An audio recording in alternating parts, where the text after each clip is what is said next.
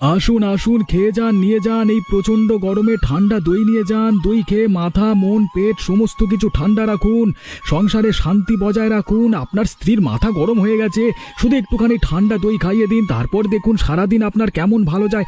আসুন আসুন, নিয়ে যান, নিয়ে যান।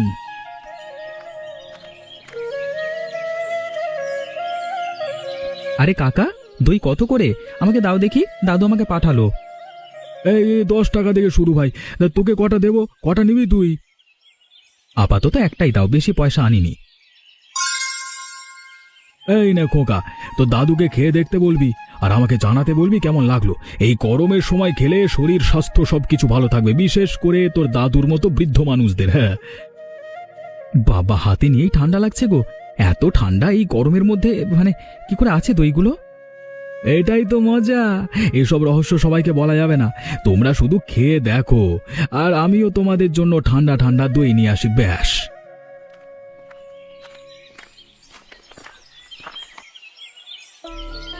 বাবা, বাজারে দেখছি একাই রাজত্ব তৈরি করে ফেলেছো। তা বলি, এই রাজত্ব কতদিন চলবে?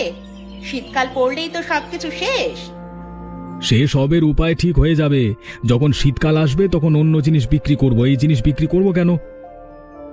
ভালোই তো পয়সা কামাচ্ছো। কামাও কামাও, তোমাদেরই এখন সময়। আমরা গরিব মানুষ, খালের ধারে বেশ সুখেই সংসার করছো, বলার তো কিছুই নেই। আমার মনে হচ্ছে এসব দেখে তোমার মাথা গরম হয়ে যাচ্ছে। তুমি বরং একটা দই বিনামূল্যে খেয়ে যাও, তাতে যদি মাথাটা একটু ঠান্ডা হয়। না বাবু, আমার এসব ফালতু জিনিস খাবার সময় নেই। আমি চললাম, যত সব।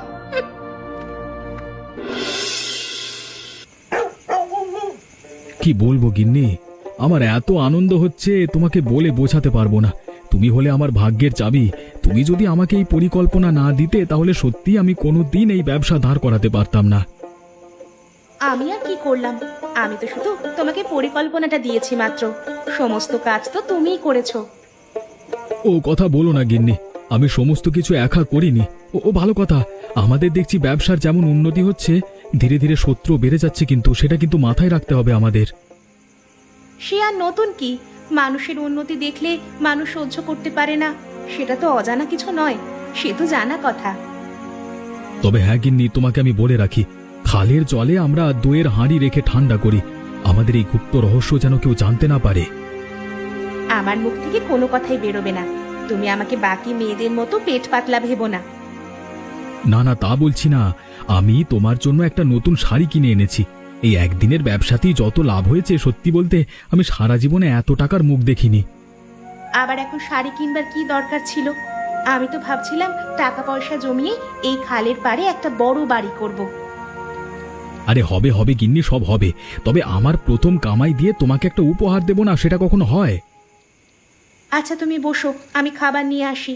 দেখতে দেখতে অনেকটা রাত হয়ে গেল, আবার কালকে ভোরবেলা উঠে কাজ সারতে হবে।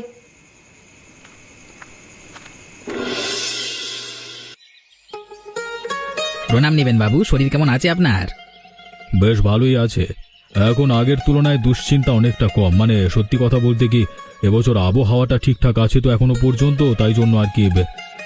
কিছু মনে করবেন না বাবু, কিন্তু গ্রামের কিছু লোক আছে যারা দায়িত্ব নিয়ে আপনাকে দুশ্চিন্তার মধ্যে ফেলতে চায়, তাদেরকে একদম সহ্য করতে পারি না যে বাবু। তার মানে কে আবার আমাকে দুশ্চিন্তার মধ্যে ফেলতে চায়? কি আর বলবো বাবু, এই সেই জন্যই তো সকাল থেকে উঠে আমার মন মেজাজ খারাপ হয়ে গেছে। আমি যা দেখছি চারিদিকে, কিছু বলতে গেলে আবার দোষ। আমি নাকি জমিদারের কাছে কাজ করি, তাই জন্য আমার অহংকার ইত্যাদি ইত্যাদি সব। হেয়ালি না করে পরিষ্কার করে বললে ভালো হতো। কে আমাকে দুশ্চিন্তার মধ্যে রাখতে চায়, তার নামটা একবার করো। আমাদের গ্রামে একজন আছে নিলয় বলে, আপনি নিশ্চয়ই তাকে চেনেন, আপনার কাছে কাজ করতো। হ্যাঁ নিলয়, তো ও বেটা কিভাবে আমাকে দুশ্চিন্তা দেবার পরিকল্পনা করছে? পরিকল্পনা কি বলছেন বাবু, একেবারে কাজে নেমে পড়েছে। আমি তো সেসব দেখে থাকতে পারলাম না, তাই জন্যই আপনার কাছে এলাম। তা সে বেটা কি গ্রামে দলবাজি করে আমার ক্ষতি করবার চেষ্টা করছে নাকি? না না বাবু, ও ব্যবসা করে আপনাকে টেক্কা দিতে চাইছে। এই গরমের সময় দইয়ের ব্যবসা খুলেছে, আর জানেন আমার কাছে যতদূর খবর আছে, ওদের ওই ঘরের পাশে যে খালটা আছে সেখান থেকে নাকি দই উৎপাদন করছে।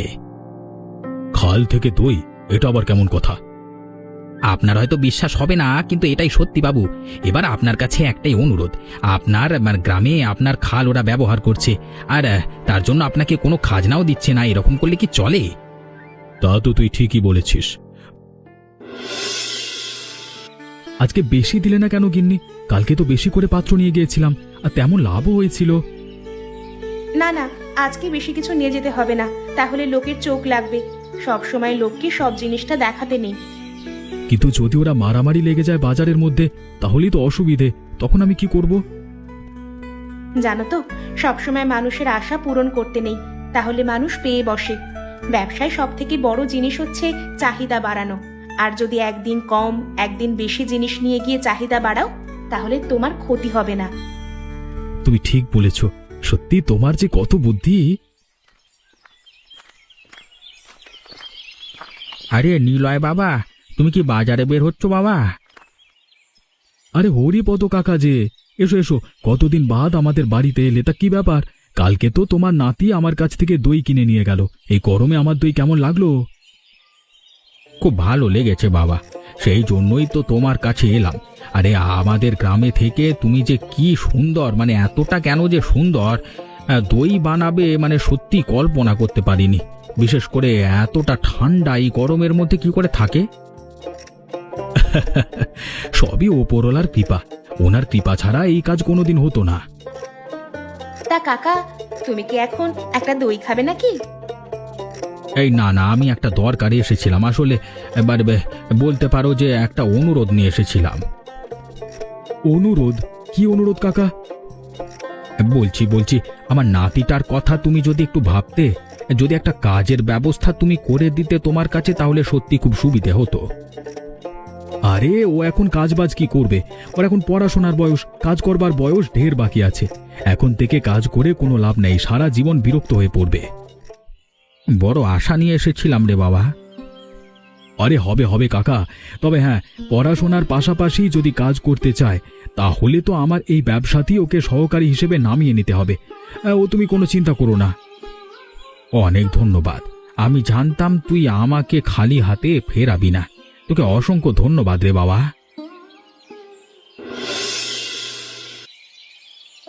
এই নাও ধরো, এই টাকাগুলো রাখো। না এতগুলো টাকা দিয়ে আমি কি করব? কেন, তোমার কি টাকার প্রয়োজন নেই? তাহলে থাক, নিতে হবে না। না সেটা বলিনি, কিন্তু কোথাও কোনো কাজ করলাম না, শুধু শুধু এতগুলো টাকা, আমাকে কি কিছু করতে হবে? সেটা আমি বলছি, অত চিন্তা করতে হবে না, আগে টাকাগুলো রাখো। এবার একটা কথা বলি, শোনো। ওই যে খাল পারে কামালদের বাড়ি, ওদের যে বড় ব্যবসা একটা শুরু করে ফেললো ওরা, এই বিষয়টা তুমি কেমন হয় নিচ্ছ? ওদেরকে তো আমি দু চোখে সহ্য করতে পারি না, দেখলেই বিরক্ত লাগে। এর আগের দিন বাজারে গিয়ে কথা শুনিয়ে এসেছি ভালো করে। সেটা আমি জানি, সেই কারণেই তোমাকে টাকাগুলো দেওয়া। এবার একটা কাজের কথায় আসি। কি কি করতে হবে আমাকে? এদের পেছনে লাগতে হবে, উঠতে বসতে চ্যাটাং চ্যাটাং করে কথা শোনাতে হবে। ওদের এমন হাল করে দিতে হবে যাতে ওরা মনে মনে এটা ভেবে নেয় যে ব্যবসা করে ওরা ভুল করে ফেলেছে। ও, আপনি তার জন্য আমাকে টাকা দিলেন? তাহলে তো আমি এই কাজ করতে রাজি।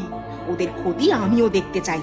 আমি থাকতে এত বড় ব্যবসা করবে, সেটা আমি কিছুতেই মেনে নিতে পারবো না। এই তো সাবাস, তুমি কাজ চালিয়ে যাও, তোমাকে ঠিক সময় পয়সা আমি দিয়ে দেবো। খাওয়া পড়ার অভাব হবে না তোমাদের। আরে তোমার ছোট মেয়েটাকে নিয়ে আরামসে থাকতে পারবে। কি বদমাইশ লোক, মাকে টাকার লোভ দেখিয়ে খারাপ কাজ করাচ্ছে। সুযোগ পেলে আমি কাকিমাকে সব কিছু বলে দেব, তবুও এদের বদমাইশি আমি সহ্য করব না।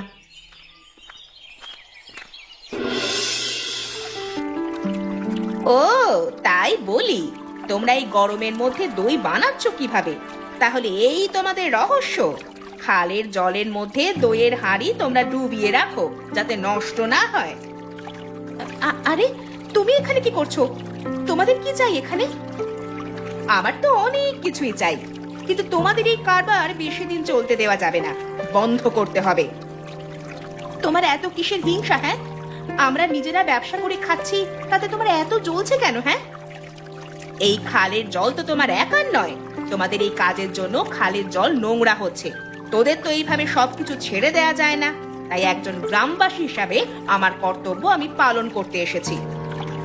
কর্তব্য পালন করতে এসেছো মানে? তুমি কি বলতে চাইছো?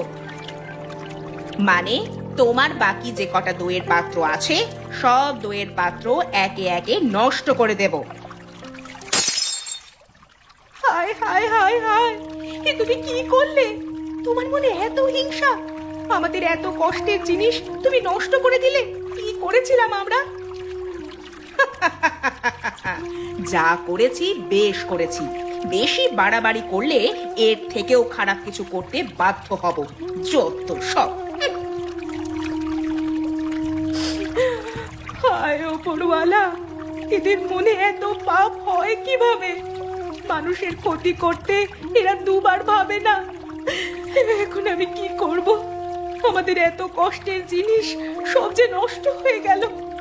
আমরা সামলে রাখতে পারলাম না, লুকিয়ে রাখতে পারলাম না।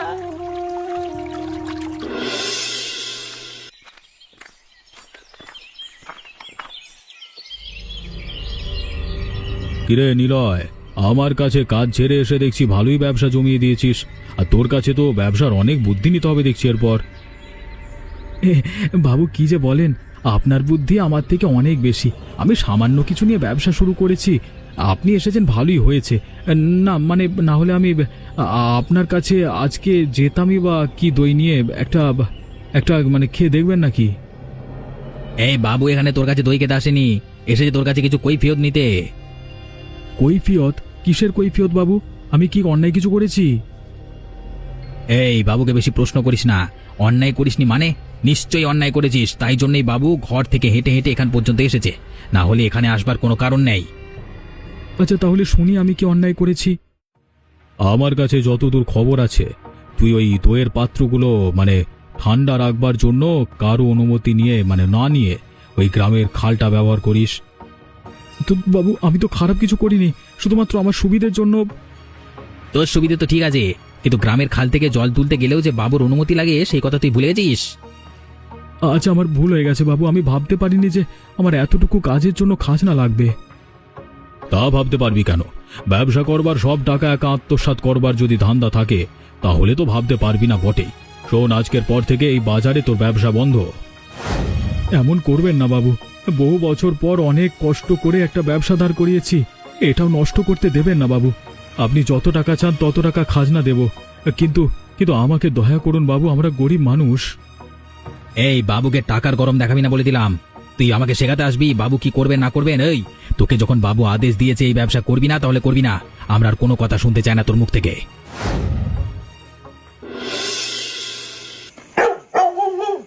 আমার মন বলছে এরা নিজেদের মধ্যে ষড়যন্ত্র করে আমাদের পেছনে লেগেছিল, যাতে আমাদের ক্ষতি করে ওরা আনন্দে থাকতে পারে। তা তুমি ঠিকই বলেছ গিন্নি, না হলে একই দিনে আমার বাড়িতে এসে হামলা করবে একজন, আবার বাজারে গিয়ে আমার ব্যবসা তুলে দেবে, এটা হয় কিভাবে? সত্যি গিন্নি, আমরা কি ভুল করে ফেললাম? আমরা কি ভুল করেছি? আমরা কি লোকের পয়সা মেরে খেয়েছি? আমরা শুধু একটা ভালো ব্যবসা করতে গিয়েছিলাম, যে ব্যবসাটাকে ওরা করতে দিল না। আমার মন ভেঙে গেছে গিন্নি, অনেক কটা টাকা লোকসান হয়ে গেল। অবশ্য আজকে যদি সব কটা দইয়ের হাঁড়ি নিয়ে চলে যেতাম তাহলে এতটা কষ্ট হতো না। আমারই ভুল, আমি কেন যে সকালবেলায় তোমাকে আটকাতে গেলাম। আমার এখন মনে হচ্ছে সব কটা পাত্র নিয়ে চলে গেলেই ভালো হতো। গিন্নি, আমাদের হাতে এখনো কটা টাকা আছে, এই টাকা দিয়ে আমরা চাইলেই কিন্তু ব্যবসাটা দাঁড় করাতে পারি। কিন্তু আমার মন বলছে এই গ্রামে থেকে জোর করে কিছু করা সম্ভব নয়, সবাই আমাদের দিকে শকুনের দৃষ্টিতে তাকিয়ে আছে। তাহলে আমাদেরকে সারা জীবন গরিবই থাকতে হবে? আমার একটা ঘর করার ইচ্ছে ছিল, সেই ইচ্ছে কি আমার ইচ্ছেই থেকে যাবে? আমার ইচ্ছে কি কোনো দিন পূরণ হবে না? আমার মনে হয় না অন্তত এই গ্রামে থাকলে হবে। চলো আমরা বরং আমাদের জিনিসপত্র নিয়ে গ্রাম ছেড়ে চলে যাই, না হলে ওরা আমাদের উপর আরো অত্যাচার করবে। আর এভাবে বিনা কারণে অপমান সহ্য করা আমার পক্ষে সম্ভব নয়। ঠিকই বলেছ, আমারও আর এখানে থাকতে মন চাইছে না। মনে হচ্ছে এখান থেকে অনেক দূরে চলে যাই। গ্রামের সবাই আমাদের শত্রু, সবাই, কেউ আমাদের ভালো চায় না। আমি কিছু রান্না করিনি, তখন থেকে মনটা খারাপ হয়েছিল। রান্না করলেও কোনো খাবার গলা দিয়ে নামতো না, মনটা ভারী হয়ে আছে। ওপরওয়ালা যে এদের মতো বদমাইশদের কবে শাস্তি দেবেন কে জানে। ইস, আমি কত আশা করেছিলাম নিলয় কাকার কাছে কাজটা করব, বেশ বড় ধরনের ব্যবসা করা যাবে। দাদু আমাকে ঘরে এসে বলল, আমি তো আনন্দে আত্মহারা হয়ে উঠেছিলাম, কিন্তু এখন দেখছি নিলয় কাকারা গ্রাম ছেড়ে চলে যাবে বলছে। জানো তো পলাশ দাদা, এই সব কিছুর পেছনে সনাতন কাকার হাত আছে। মানে তুই কি বলছিস? কি আমাদের অবিরাম বাবু আর সনাতন কাকা মিলে নিলয় কাকাকে হুমকি দিয়ে এসেছে সেটা আমি জানি, কিন্তু তুই যেটা বলছিস। কালকেই সনাতন কাকা আমাদের বাড়িতে গিয়েছিল, আমার মাকে কটা টাকা ঘুষ দিয়ে আসে। টাকার লোভে পড়ে মা খারাপ কাজ করে, ওদের বাড়িতে গিয়ে সমস্ত দইয়ের পাত্র নষ্ট করে দেয়। আচ্ছা, এতক্ষণে বুঝেছি। তার মানে ওই সনাতনের খুব হিংসে হয়েছিল আমাদের কাকার প্রতি। এর আগেও তো বাবুর কাছ থেকে পেছনে লেগে কাজ করে তাড়িয়ে দিয়েছিল, এখনো তার সেই স্বভাবটা যায়নি তাহলে। আমার বলতে খুবই খারাপ লাগছিল। আমি ভেবেছিলাম কাকা কাকিমার কাছে গিয়ে সত্যিটা বলে দিয়ে চলে আসবো, কিন্তু বলার সাহস হয়নি। তুই আমাকে কথাটা বলে ভালোই করেছিস। আমি এখন দেখছি এদের ব্যবস্থা করা যায় কিনা। সমস্ত গ্রামবাসীদেরকে ডেকে এই কথা বলতে হবে। তার আগে আমার দাদুকে শোনাতে হবে। কোনো মতেই নিলয় কাকা আর কাকিমাকে গ্রাম থেকে চলে যেতে দেওয়া যাবে না। সনাতন কাকা, আরে ও কাকা, ঘর থেকে বেরিয়ে এসো, আরাম করে ঘুমালে হবে।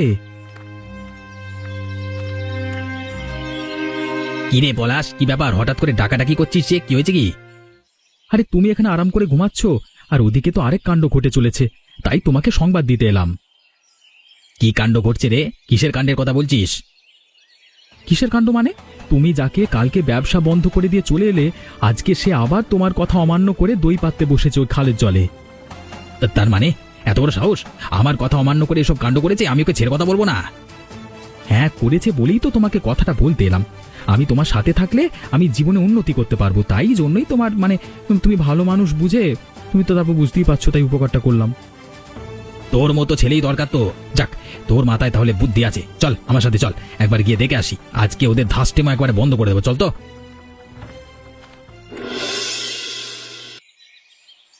কোথায় কোথায় নিলয়? বেটা, তোদের বিশাল সাহস দেখছি রে। এত বারণ করা সত্ত্বেও তোরা আবার শুরু করেছিস। ভেবেছিস আমার চোখে ফাঁকি দিবি, তাই না? কি হলো? এখানে আবার কিসের দরকার? আমাদের এত বড় সর্বনাশ করেও তোমাদের শান্তি হয়নি, এখন আমাদের হুমকি দিতে এসেছো? আমার কাছে খবর আছে তোমরা আবার ওই দইয়ের ব্যবসা শুরু করেছো, কিন্তু আমি থাকতে তো তোমাদের ব্যবসা করা যাবে না। সব কথা মিথ্যে, আমরা কোনো ব্যবসা শুরু করিনি। কাকা, তুমি এখানে দাঁড়িয়ে কি করছো? খালের পাড়ে চলো। ওরা দইগুলোকে একেবারে খালের জলের নিচে ডুবিয়ে রেখেছে যাতে বেশি ঠান্ডা থাকে। তাই নাকি? আমাদের চোখ থেকে আড়াল করবার জন্য এত বড় ষড়যন্ত্র?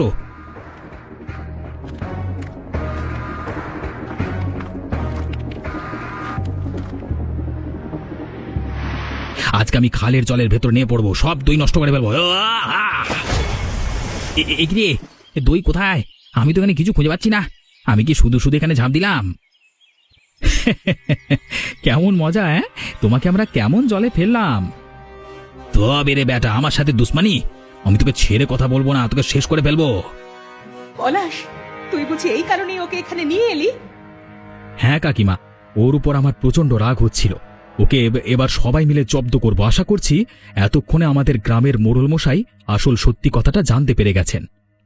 আসল সত্যি? তার মানে কি সত্যি রে পলাশ?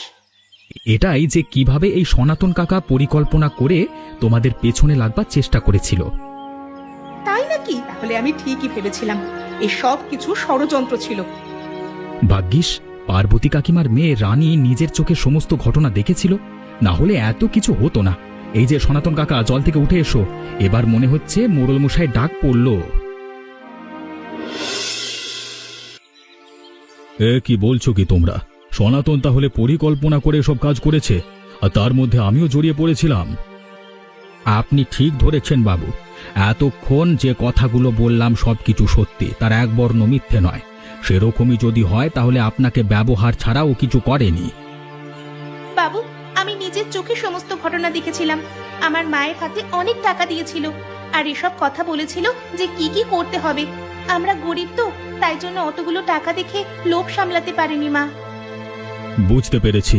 আমাকে এইভাবে ব্যবহার করলো সনাতন, আমি কল্পনাও করতে পারছি না। এই বদমাসটাকে আর গ্রামে রাখা যাবে না, নিজেকে ওপর চালাক ভেবে ফেলেছে। হ্যাঁ বাবু, আমার কাছে যতদূর খবর আছে ও আবার আজকে নিলয়দের বাড়িতে গিয়ে তাদের হুমকি দিতে গেছে। কিন্তু নিলয় কাকা আর কাকিমা গ্রাম ছেড়ে চলে যাবে বলছে, তাই জন্য ওরা সব তোড়জোড় করছে। না না, আমি থাকতে এরকম কোনোদিন হতে পারে না। চলো চলো, ওদের গিয়ে আটকাতে হবে। আর ওই বেটা সনাতনকে যদি সেখানে পাই তাহলে।